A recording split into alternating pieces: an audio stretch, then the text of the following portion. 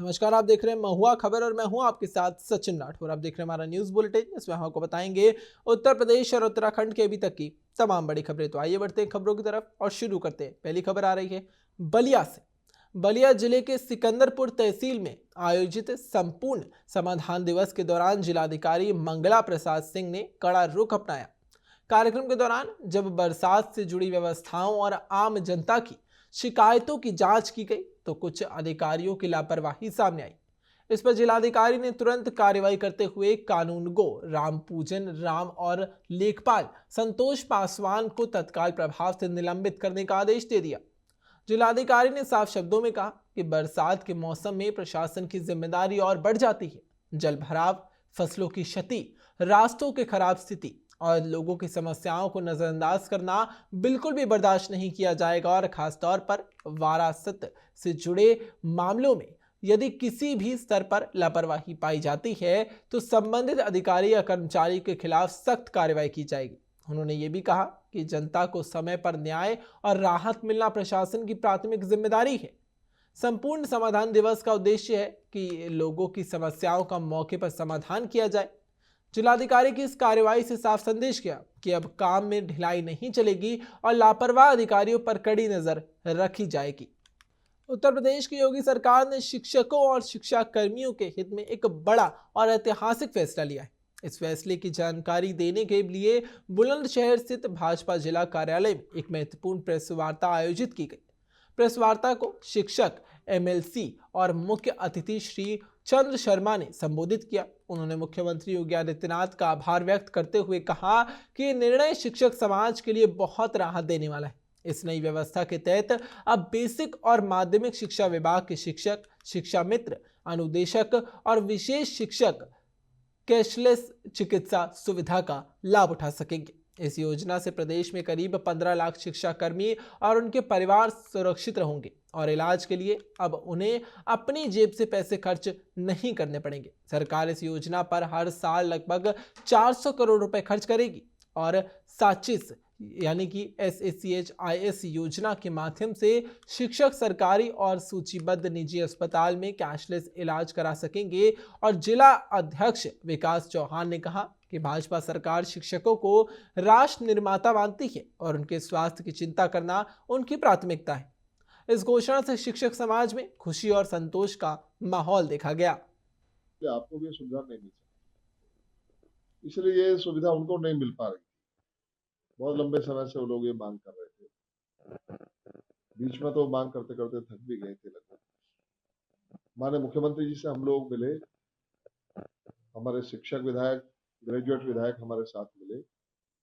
माननीय मुख्यमंत्री जी ने केवल उन्हीं को नहीं, हमने मांग रखी थी वित्तविहीन शिक्षकों की भी, तो मैं धन्यवाद ज्ञापित करता हूं कि माननीय मुख्यमंत्री जी ने स्वयं वित्त पोषित संस्थाएं, जिन्हें वित्तविहीन बोल देते हैं, उनके शिक्षकों को भी इसमें शामिल करते हुए एडेड कॉलेज के शिक्षक, प्राइमरी के शिक्षक, बेसिक शिक्षा परिषद के और बेसिक शिक्षा परिषद या माध्यमिक शिक्षा परिषद से मान्यता प्राप्त स्वयं पोषित विद्यालयों को।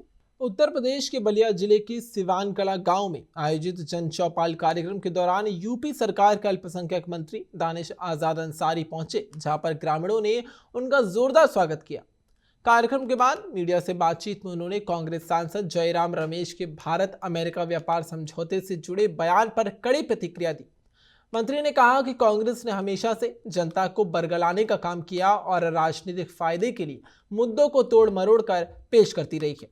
दानिश आजाद अंसारी ने कहा कि प्रधानमंत्री नरेंद्र मोदी के नेतृत्व में भारत का मान सम्मान पूरी दुनिया में बढ़ा है और आज बड़े बड़े देश भारत के साथ साझेदारी करना चाहते हैं और भारत तेजी से विकसित देश की ओर बढ़ता दिख रहा है। उन्होंने आरोप लगाया कि विकसित भारत की सोच कांग्रेस को चुभती है, क्योंकि कांग्रेस कभी नहीं चाहती कि देश समृद्ध और खुशहाल बने। ओवैसी के बयान पर प्रतिक्रिया देते हुए मंत्री ने कहा कि समाज को भ्रमित करना विपक्षी दलों का एजेंडा बन गया है और वो अखिलेश यादव के बयान पर भी उन्होंने कहा कि समाजवादी पार्टी के शासनकाल में नौकरियों के नाम पर लूट और नीलामी की जाती थी। आज योगी सरकार पारदर्शी तरीके से रोजगार देने का काम करती है, जिससे विपक्ष को परेशानी हो रही है। देखिए, कांग्रेस पार्टी ने हमेशा लोगों को बरगला के अपनी राजनीतिक रोटियां सेकी। आज भारत का मान सम्मान प्रधानमंत्री नरेंद्र मोदी जी के नेतृत्व में भारत का मान सम्मान जो बढ़ा है वो अभूतपूर्व है। दुनिया के बड़े बड़े देश आज भारत का लोहा मानते हैं, भारत की तरफ दोस्ती का हाथ दुनिया के बड़े बड़े देश बढ़ा रहे हैं। तो जिस तरीके से आज वैश्विक पटल पे मोदी जी ने भारत की एक सार्थक इमेज बनाई है, भारत के कैपेबिलिटीज़ को वैश्विक स्तर पे, इंटरनेशनल स्तर पे। और आपको बता दें कि इस वक्त की एक बड़ी खबर सामने आ रही है। आपको बता दें इस वक्त की एक बड़ी खबर सामने आ रही है। आपको बता दें कि लखनऊ में, पुराने लखनऊ में आज दो बड़े प्रदर्शन होने वाले हैं। आपको बता दें इस वक्त की बड़ी खबर सामने आ रही है कि लखनऊ में और पुराने लखनऊ में आज दो बड़े प्रदर्शन होने वाले हैं। बड़े इमाम बाड़े और छोटे इमाम बाड़े पर प्रदर्शन किया जाएगा। आपको बता दें इस वक्त की बड़ी खबर सामने आ रही है उत्तर प्रदेश के लखनऊ से, जहां लखनऊ, पुराने लखनऊ में दो बड़े प्रदर्शन किए जाएंगे। शियाओं के बड़े संगठनों ने किया प्रदर्शन का ऐलान। आपको बता दें कि मुस्लिम समुदाय में शिया के बड़े जो संगठन हैं उन्होंने ये ऐलान किया है, और हैदरी टास्क फोर्स और हुसैनी टाइगर्स ने ये ऐलान किया है कि आज दो बड़े प्रोटेस्ट किए जाएंगे, दो बड़े प्रदर्शन किए जाएंगे, और वो भी लखनऊ और पुराने लखनऊ में। आपको बता दें कि शिया मुसलमान जलाएंगे पाकिस्तान का पुतला। आपको बता दें इस वक्त की बड़ी खबर सामने आ रही है कि पाकिस्तान के विरोध में दो बड़े प्रदर्शन किए जाएंगे। आज उत्तर प्रदेश के लखनऊ में छोटे इमामबाड़े में शिया वक्फ बोर्ड के खिलाफ प्रदर्शन किया जाएगा। आपको बता दें इस वक्त की बड़ी खबर सामने आ रही है कि शिया वक्फ बोर्ड और साथ ही पाकिस्तान के खिलाफ प्रदर्शन किया जाएगा। आपको बता दें कि लखनऊ और पुराने लखनऊ में आज दो बड़े प्रदर्शन किए जाएंगे। आपको बता दें कि शिया मुसलमान की तरफ से प्रदर्शन किए जाएंगे बड़े इमामबाड़े में, और छोटे इमामबाड़े पर प्रदर्शन किया जाएगा। आपको बता दें इस वक्त की बड़ी खबर सामने आ रही है उत्तर प्रदेश के लखनऊ से, जहां लखनऊ में और पुराने लखनऊ में प्रदर्शन किए जाएंगे। शियाओं के बड़े संगठनों ने प्रदर्शन का ये ऐलान किया। आपको बता दें इस वक्त की बड़ी खबर सामने आ रही है लखनऊ से कि वहां पर आज दो बड़े प्रदर्शन किए जाएंगे। हैदरी टास्क फोर्स और हुसैनी टाइगर्स ने ये बड़ा ऐलान कर दिया है। प्रयागराज में शनिवार को ब्राह्मण समाज के विभिन्न संगठनों और नेताओं ने फिल्म घूसखोर पंडित के खिलाफ जोरदार विरोध प्रदर्शन किया। प्रदर्शनकारियों का कहना है कि ये फिल्म ब्राह्मण समाज की छवि को गलत तरीके से पेश करती और समाज की प्रतिष्ठा को धूमिल करने का काम करती है। उनका आरोप है कि फिल्म में सनातन धर्म, ब्राह्मण समाज और उसके नैतिक मूल्यों को नकारात्मक और अपमानजनक रूप से दिखाया गया। और प्रदर्शन के दौरान समाज सेवी हरिकृष्ण शुक्ला ने कहा कि ब्राह्मण समाज की पहचान हमेशा से त्याग, तपस्या, ज्ञान, नैतिकता और वसुदैव कुटुंबकम की भावना से जुड़ी रही। और उन्होंने शास्त्रों का हवाला देते हुए बताया कि ब्राह्मण का चरित्र उच्च आदर्शों पर आधारित होता है, जिसमें सभी प्राणियों के प्रति समाज भावना और साथ ही संयम का भाव शामिल किया जाता है। उन्होंने कहा कि किसी एक फिल्म या सीरियल के जरिए पूरे समाज को भ्रष्ट या चरित्रहीन दिखाना बहुत आपत्तिजनक है। इससे न केवल एक वर्ग की भावनाएं आहत होती हैं, बल्कि समाज में आपसी सौहार्द और भाईचारे को भी नुकसान पहुंचता है। प्रदर्शनकारियों ने मांग की कि फिल्म पर तत्काल रोक लगाई जाए और जिम्मेदार लोगों पर कार्रवाई की जाए।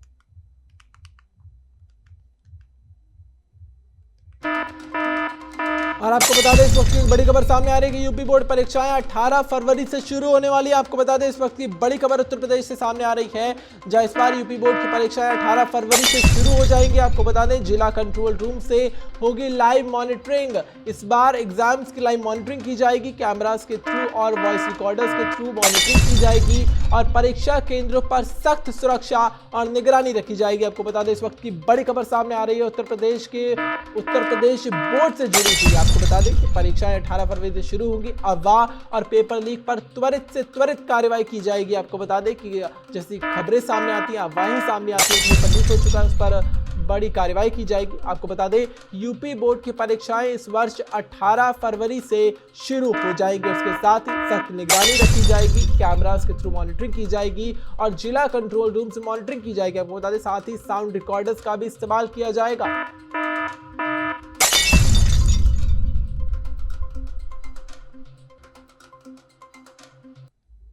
इटावा जिले से एक चौंकाने वाली घटना सामने आई है, जहां पर कलेक्ट्रेट परिसर में एसएसपी और डीएम कार्यालय से महज 100 कदम की दूरी पर एक बाइक चोरी हो गई।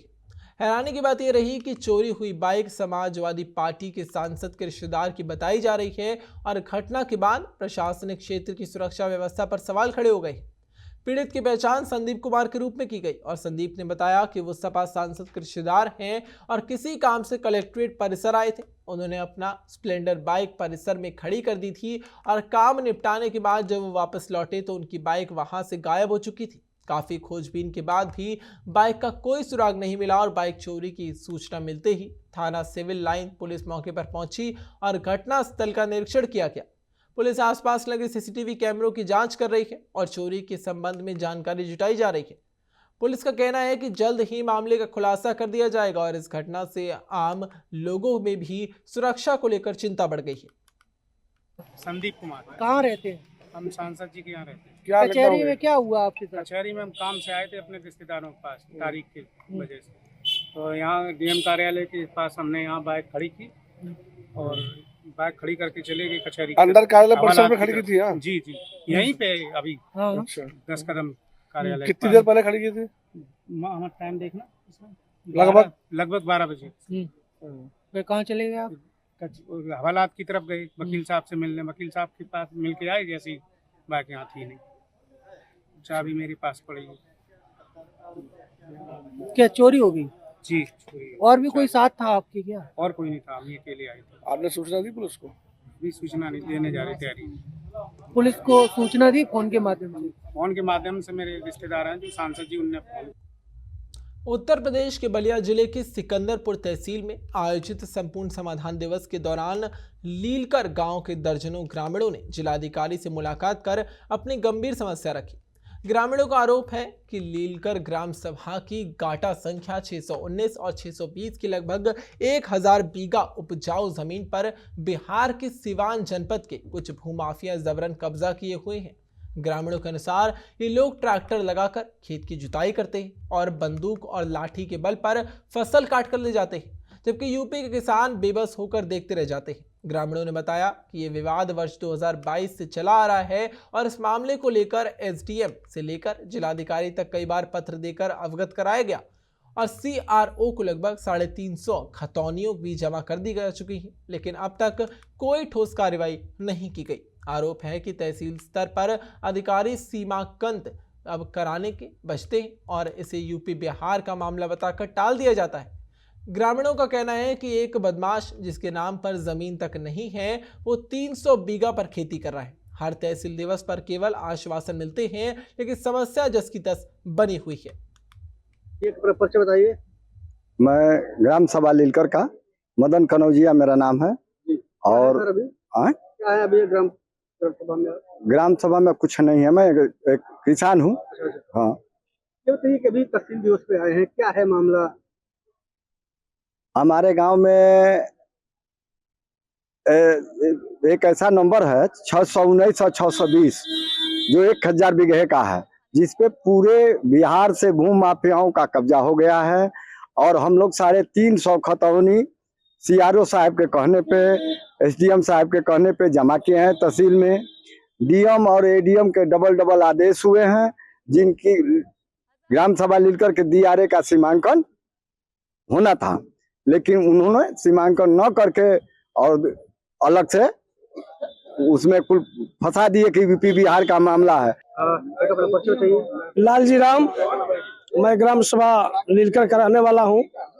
तहसील दिवस पर आए हैं, क्या है मामला? तहसील दिवस पर हम लोग आए हैं इसलिए कि हम लोग दियारा में हम लोगों का लगभग 350 बीघा जमीन हम लोग के कब्जे में हम लोग जोते हुए हैं और हम लोगों की जोती हुई जमीन एक भूपेंद्र यादव है जो पियारी, उनके पिताजी का नाम पियारी है, तो भूपेंद्र यादव हम लोग की जोती हुई जमीन को जबरदस्ती जोतवा करके उसको बोवा रहे हैं। आज हम लोग हर तहसील पर आते हैं, हर तहसील दिवस के दिन पे आते हैं, लेकिन हम लोग कोई सुनवाई नहीं होती है। रोज टाल मोटाल एसडीएम महोदय द्वारा हम लोग को टाल मटोल दिया जाता है। क्या नाम है आपका? देवंती देवी। कहाँ के रहने वाले हैं? लीलकर गांव के। अच्छा, अभी कहाँ आई है आप और क्या मामला है? हम आयल बनी तहसील में। तहसील में आयल बनी, हमारे दियरा का जो खेत बा वो हम लोग का इतना आदमी का खेत है, सारा चमटोल का खेत है। हाँ, सब तमारन के खेत है। वो सब खेत भूपेंद्र यादव जो डुमराहर के हैं, वो सब खेत के बोल के जबरदस्ती जोतवावत न। एक बार हम लोग सरसों बोवा दिले रहनी है, फिर भी जाके उसको उल्टवा के जोतवा के फिर हम लोग फिर दौड़ के गनिया तो हम लोग को बंदूक भाला और लाठी। और आपको बता दें कि इस वक्त की एक बड़ी खबर सामने आ रही है। आपको बता दें इस वक्त की एक बड़ी खबर आपको बता दें कि KGMU परिसर में मज़ारों को हटाने का विवाद खड़ा हो गया। आपको बता दें इस वक्त की बड़ी खबर सामने आ रही है KGMU परिसर से, जहां पर एक नया विवाद सामने आया। आपको बता दें कि मज़ारें हटाने के लिए दूसरा नोटिस जारी करेगा प्रशासन। आपको बता दें इस वक्त की बड़ी खबर सामने आ रही है कि पहले भी वहां पर एक नोटिस जारी किया गया था मज़ारों को हटाने के लिए, लेकिन अब परिसर में कुल 5 मज़ारों की चिन्हित किया गया है। माफ कीजिएगा, आपको बता दें कि परिसर में जो 5 मज़ारें हैं उन्हें अब चिन्हित कर दिया गया है। उन्हें ध्वस्त करने के लिए नोटिस पर छात्रों और कर्मचारियों में विरोध भी देखा गया। आपको बता दें इस वक्त की बड़ी खबर सामने आ रही है KGMU परिसर से, जहां पर बड़ा विरोध देखा गया छात्रों की तरफ से, और अब वहां पर मज़ारों को हटाने का पूरा विवाद सामने आया है, जिसके बाद अब इस विवाद पर एक नोटिस जारी किया गया है जिसमें 5 मज़ारों को चिन्हित कर दिया गया है। फतेहपुर जिले में चोरों के हौसले इतने ज़्यादा बुलंद हो चुके हैं कि अब वो दिन दहाड़े घरों में घुसकर चोरी की कोशिश कर रहे हैं। ताज़ा मामला सदर कोतवाली क्षेत्र के आवास विकास स्थित खलील नगर इलाके का बताया जा रहा है, और यहाँ पर 2 चोर एक घर में घुसकर चोरी करने की फिराक में थे। आरोप है कि दोनों चोर घर के भीतर दरवाजे की जाली काट रहे थे और तभी स्थानीय लोगों की नज़र उन पर पड़ गई। लोगों ने तुरंत साहस दिखाते हुए दोनों चोरों को रंगे हाथ पकड़ लिया और इसके बाद मौके पर ही भीड़ ने दोनों की जमकर पिटाई कर दी। घटना की सूचना मिलते ही सदर कोतवाली पुलिस मौके पर पहुंची और हालात को काबू में लाया गया। पुलिस ने दोनों आरोपियों को भीड़ से छुड़ाकर अपने कब्जे में ले लिया और पुलिस का कहना है कि पकड़े गए चोरों से पूछताछ की जा रही है और उनके खिलाफ कानूनी कार्रवाई जल्द की जाएगी। खबरों का सिलसिला यूं ही जारी रहेगा, लेकिन अभी के लिए इतना ही। देखते रहिए महुआ खबर।